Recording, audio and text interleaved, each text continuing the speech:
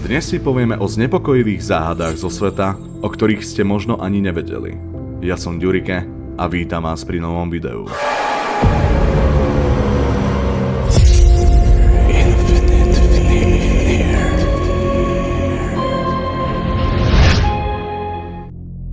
Únosy mimozemšťanmi.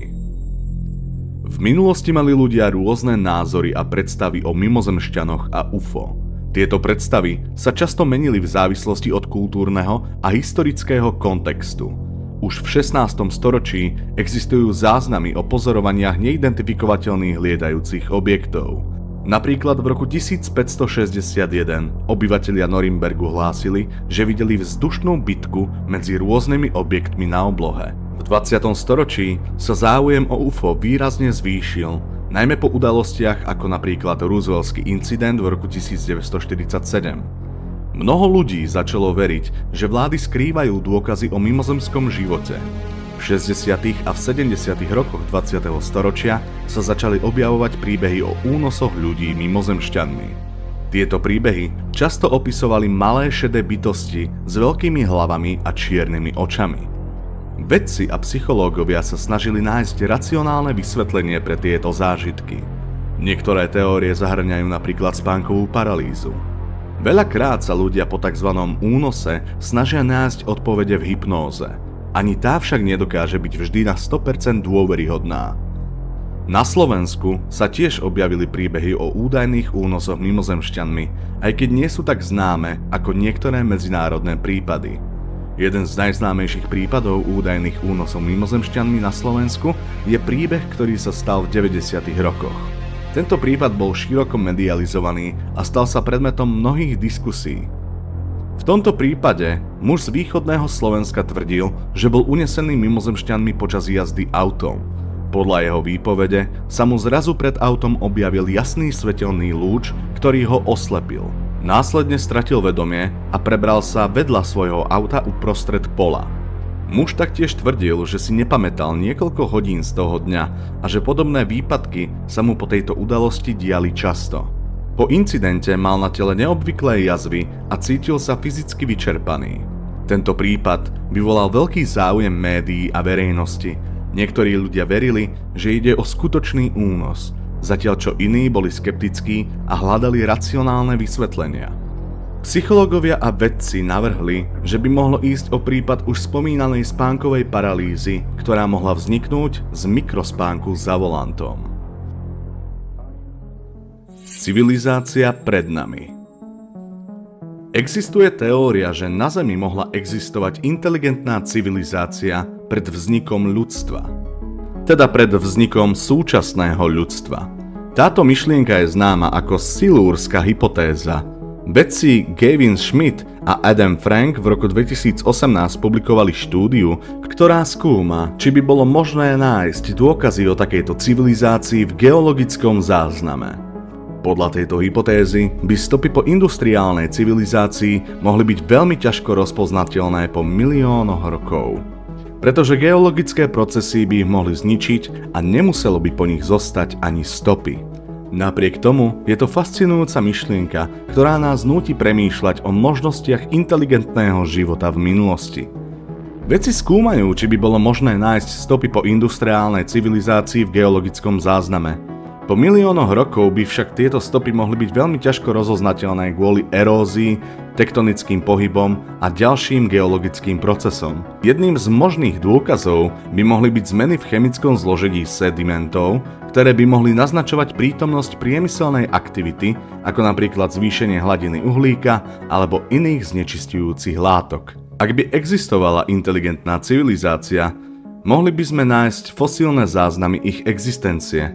Avšak, vzhľadom na dlhý časový horizont je pravdepodobné, že väčšina organických materiálov by sa rozložila.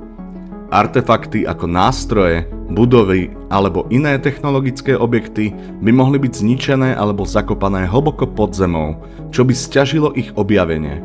Ak by sa dokázalo, že na Zemi existovala iná inteligentná civilizácia pred nami, malo by to obrovský vplyv na naše chápanie histórie a evolúcie života na Zemi. Otvorilo by to nové otázky o tom, ako sa inteligentný život môže vyvinúť a aké sú jeho dlhodobé vyhliadky na prežitie. Mnohí vedci sú však skeptickí voči tejto hypotéze, pretože neexistujú priame dôkazy na podporu tejto myšlienky. Väčšina dôkazov je založená na špekuláciách a interpretáciách geologických a chemických záznamov. Čo si myslíte vy?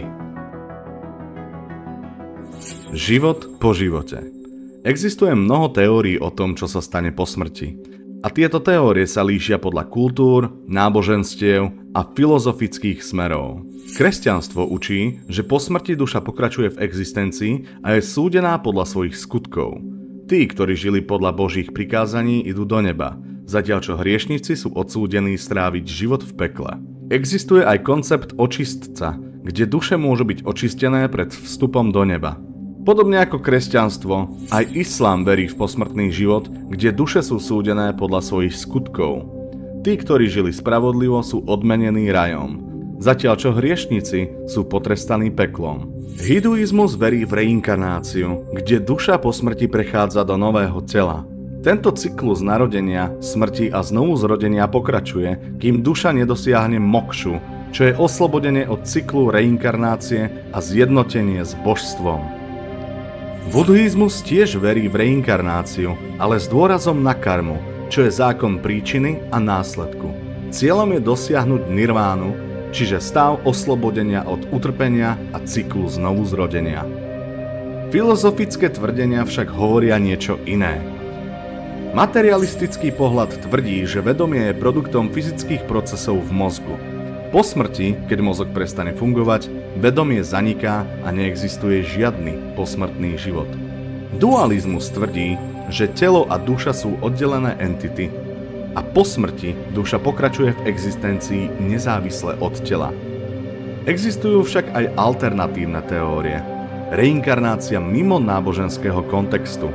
Niektorí ľudia veria v reinkarnáciu bez náboženského kontextu, kde duša prechádza rôznymi životmi, aby sa učila a rástla. Za to niektoré moderné teórie, ako napríklad teória simulácie, hovoria, že náš život je súčasťou simulácie vytvorenej pokročilou civilizáciou. Po smrti by sme sa mohli prebudiť v reálnom svete mimo simulácie. Čo si myslíte vy? Stratené a neobjavené. Amelia Earhart bola priekopníčka v letectve a prvá žena, ktorá preletela Atlantický oceán. V roku 1937 sa vydala na ambiciózny pokus obletieť svet. Spolu so svojím navigátorom vzlietla z Nového Zélandu a smerovala na Howlandov ostrov v Tichom oceáne.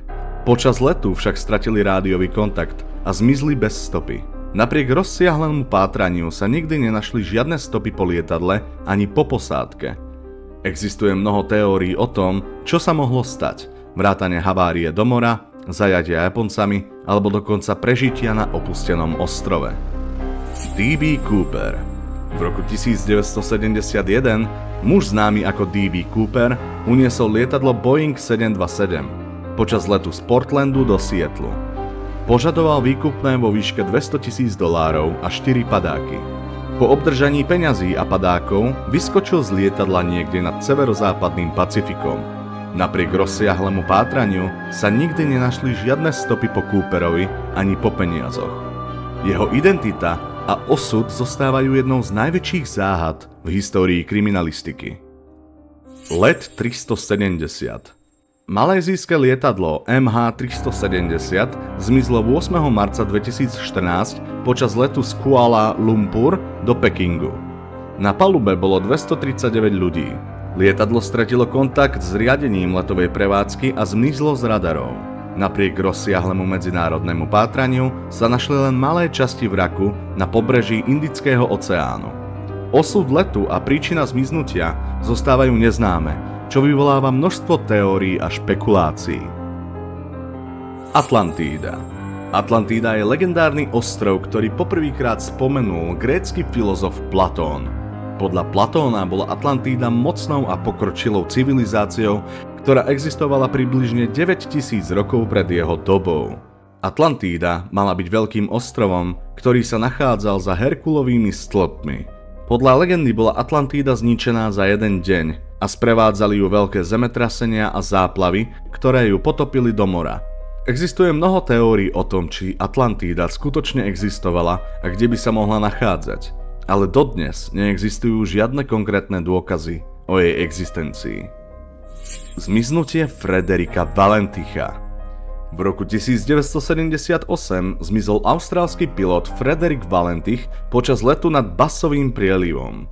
Pred zmiznutím hlásil, že ho prenasleduje neidentifikovateľný lietajúci objekt. Frederick Valentich bol 20-ročný austrálsky pilot, ktorý zmizol 21. októbra 1978 počas tréningového letu. Valentich kontaktoval dispečing a hlásil, že ho sleduje neidentifikovateľný objekt s jasnými zelenými svetlami. Kontrolné centrum mu oznámilo, že v jeho blízkosti nie je žiadna iná doprava.